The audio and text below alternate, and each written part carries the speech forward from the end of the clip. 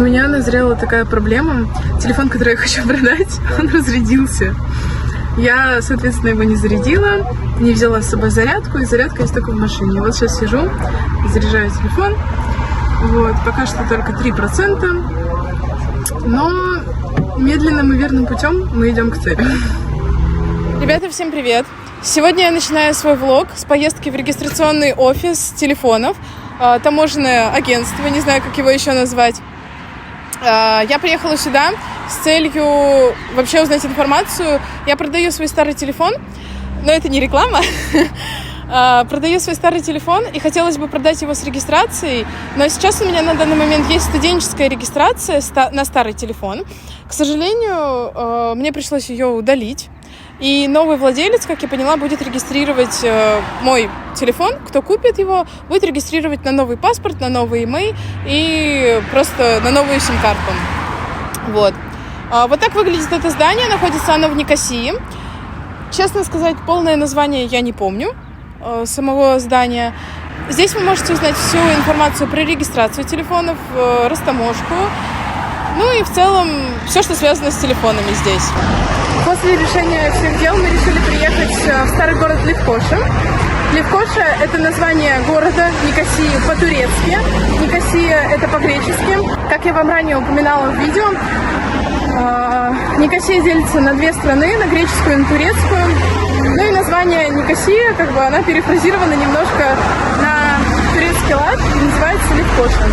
И один раз у нас была очень такая забавная ситуация. Мы поехали с друзьями тоже месяца 2-3 назад сюда.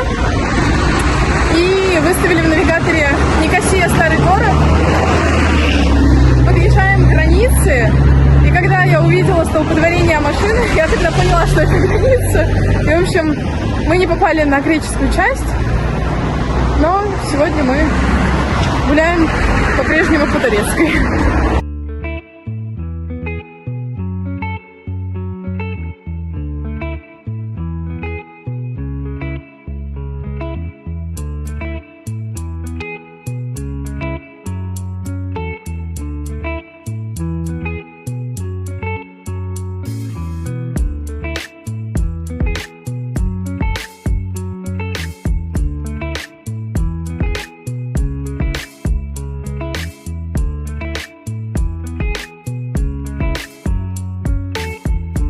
Мы подошли к какой-то достопримечательности. Melvevi Museum.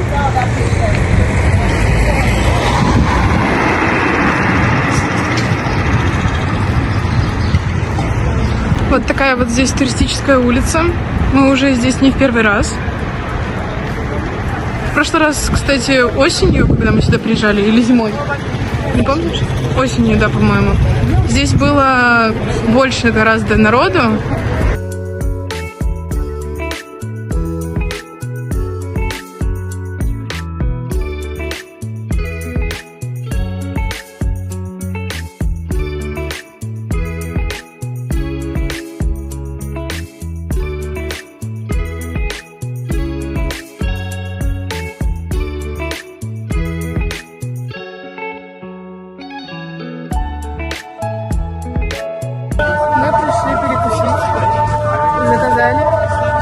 Сейчас, когда нам принесут еду, я вам покажу. Вот такое вот здесь место. Все поблизости, и кофейни есть. Но мы решили сесть на улицу в кафешке.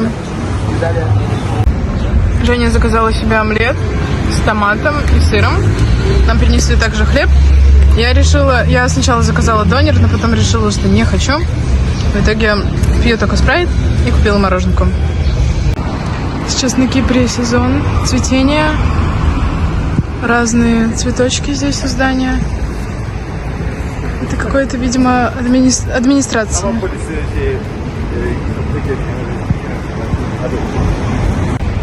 Мы просто гуляем по улочкам Лефкоши.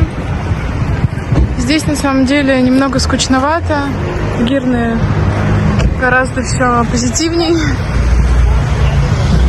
Здесь, кстати, как я заметила, очень много котиков. Мы пришли на какую-то улицу, типа базара. Здесь он продает различные, конечно, реплики Dior, Dolce Gabbana, это все не настоящее.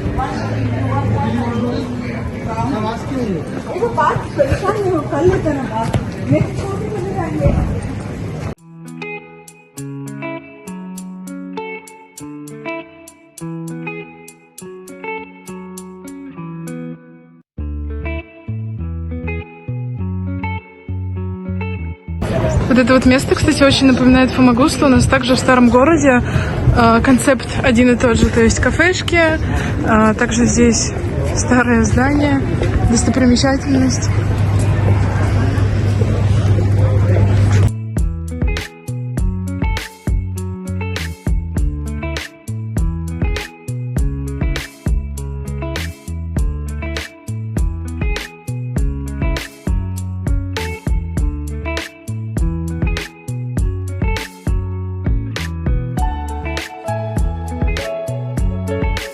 Вот как я вам сказала, здесь больше котов, чем собак. У нас в Фомагусте очень много собак.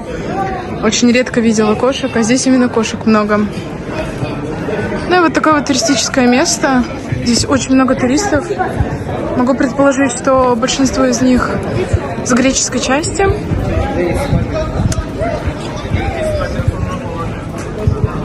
Мы поднялись на второй этаж. Здесь вот такая вот атмосфера. Тоже продают различную одежду, бижутерию.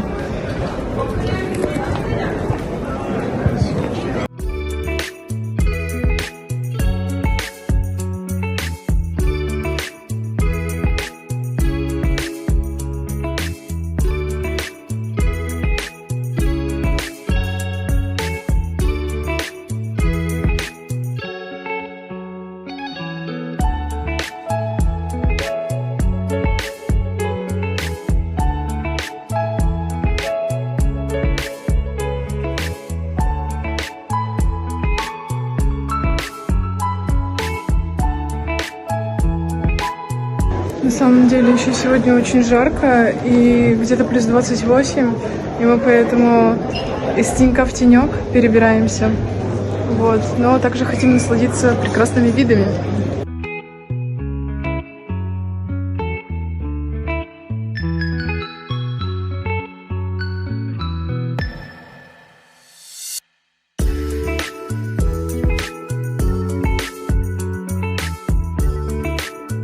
На самом деле мы попали вот в этот район впервые. Мы здесь еще не были, и очень необычно. Как-то так. Цены, повторюсь, конечно, для туристов здесь. Вот. Ну и так, атмосферненько, своя атмосфера здесь.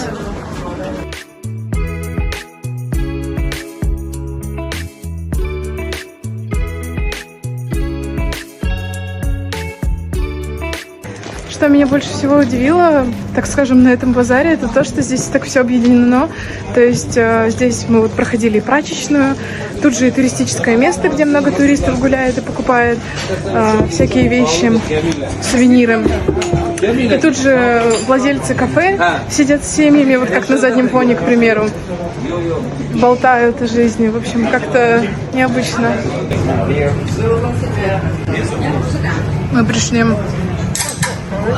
Очень много продают лукума. Также дают попробовать, очень вкусно.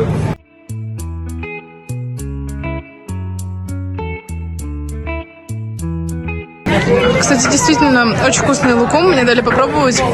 Очень добрые мужчины. Так что рекомендую вам сюда прийти. Очень интересная подача кофе. Мужчина везет кому-то кофе с водой.